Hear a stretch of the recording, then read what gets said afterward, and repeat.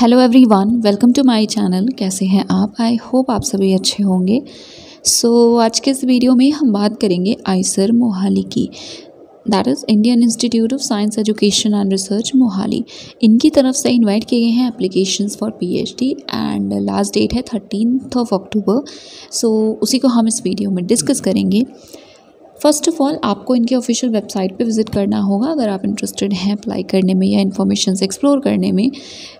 Link आपको description में मिल जाएगा। वेबसाइट है aizarmohali.ac.in। ओके, जब आप इस पर्टिकुलर वेबसाइट पे विज़िट करेंगे, जैसा मैंने कहा, बाकी इन्फॉर्मेशन को एक्सप्लोर कर सकते हैं।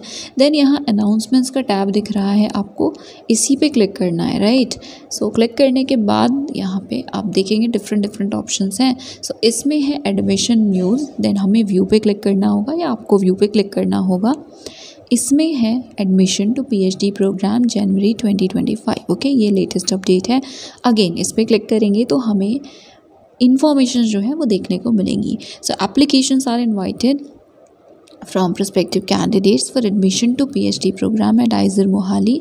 सब्जेक्ट्स या डिसिप्लिन्स की बात करें तो biological sciences is there, then chemical sciences, physical sciences, earth and environmental sciences and humanities and social sciences. Okay, additional details के लिए अगेन आप वेबसाइट विजिट करके एक्सप्लोर कर सकते हैं। डिपार्टमेंट्स के जो भी इंफॉर्मेशन है उन्हें देख सकते हैं। एलिजिबिलिटी क्राइटेरिया क्या है? आपके पास मास्टर्स हो या बैचलर्स दैट इज़ बीटेक हो, डायरेक्टली उसके बाद भी अप्लाई कर सकते हैं, या एमबीबीएस है, एमटेक डिग्री है, अच्छे एकेडमिक रिकॉर्ड के साथ, एंड आपके पास जेआरएफ भी होना चाहिए, ये यहाँ पे मेंशन किया गया है। ओके, डीएसटी इंस्पायर हो या तो आप, देन बिंग हो, डीपीटी बिंग, अलग अलग यहाँ पे फेलोशिप के नाम है एक्चुअली। इनमें से कोई क्वालिफिकेशन साथ में होनी चाहिए एंड बेसिकली आपके पास फेलोशिप होनी चाहिए रिसर्च करने के लिए। ओके, नेक्स्ट है गेट, जेस्ट, जीपैट, आईसीआर नेट या सिर्फ नेट एलएस क्वालिफाइड जो भी कैंडिडेट्स हैं, अगर वो पीएचडी करना चाहते हैं बिना फेलोशिप के तो आप भी अप्लाई कर सकते हैं। द थिंग इज़, फेलोशिप आपको इंस्टीट्यूट की तरफ से ये एज ऑफ नाउ प्रोवाइड नहीं कर रहे हैं, ऐसा इन्होंने मेंशन किया हुआ है।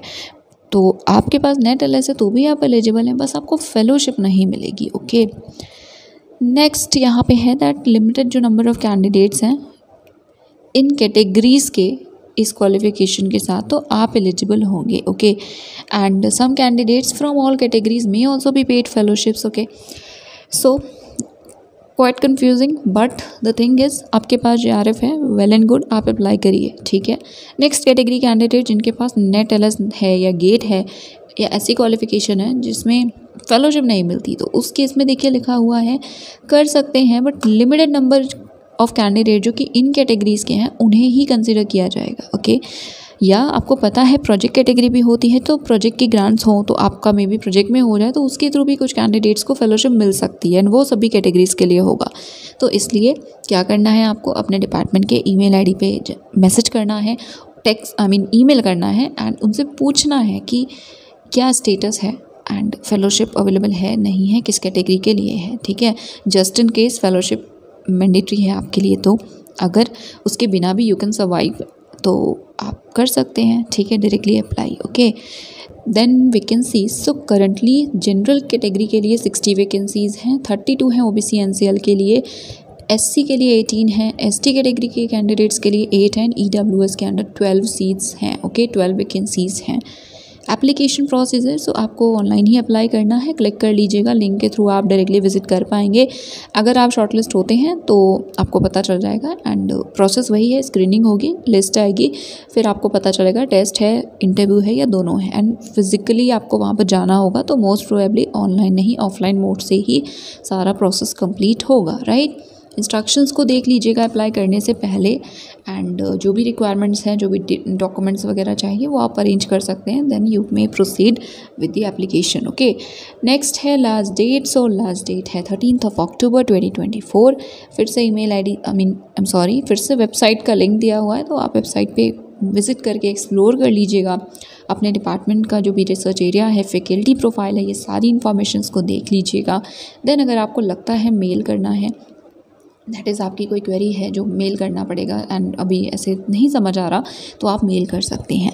देन फाइनली डिसाइड करिएगा कि आपको अप्लाई करना है या नहीं। Okay, then departmental eligibility criteria भी है। जैसे सबसे पहले बायोलॉजिकल साइंसेज है तो इनमें से कोई डिग्री है, अच्छे एकेडमिक रिकॉर्ड दैट इज़ 60% या उससे ज़्यादा के साथ तो आप एलिजिबल हैं एंड आपके पास इनमें से कोई क्वालिफिकेशन होनी चाहिए। ओके, तो जैसे इसमें गेट भी लिखा हुआ है, LS भी लिखा हुआ है, तो इस पर्टिकुलर डिपार्टमेंट के लिए आप एलिजिबल हैं, किसी भी कैटेगरी के हो आप। देन इसी तरह से केमिकल साइंसेस है तो प्लीज़ एक बार अपने डिपार्टमेंट का स्पेसिफिक क्राइटेरिया ज़रूर देख लीजिएगा एंड अगर आपको किसी भी स्टेज में किसी भी चीज़ को समझने में कोई भी प्रॉब्लम है तो आप कमेंट सेक्शन में बताइएगा।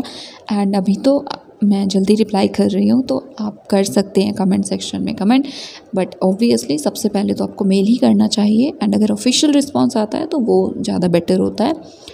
देन HSS है तो इसके लिए भी MA MSc MPhil BArch MArch की डिग्री है 55% मार्क्स के साथ तो आप एलिजिबल हैं एंड ये एरियाज़ आप देख सकते हैं।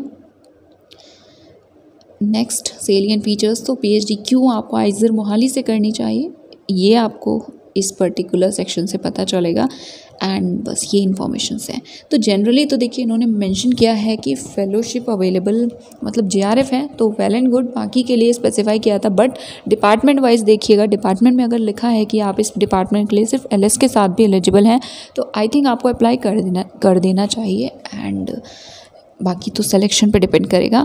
बट येस आई थिंक ये था आज का वीडियो। जैसा मैंने पहले कहा कोई इशू है तो बताइएगा कमेंट सेक्शन में एंड मीनवाइल वीडियो हेल्पफुल लगा हो तो इसे लाइक और शेयर कर दीजिएगा एंड चैनल को सब्सक्राइब कर लीजिएगा for more updates for more informations and yes thank you so much for watching this video.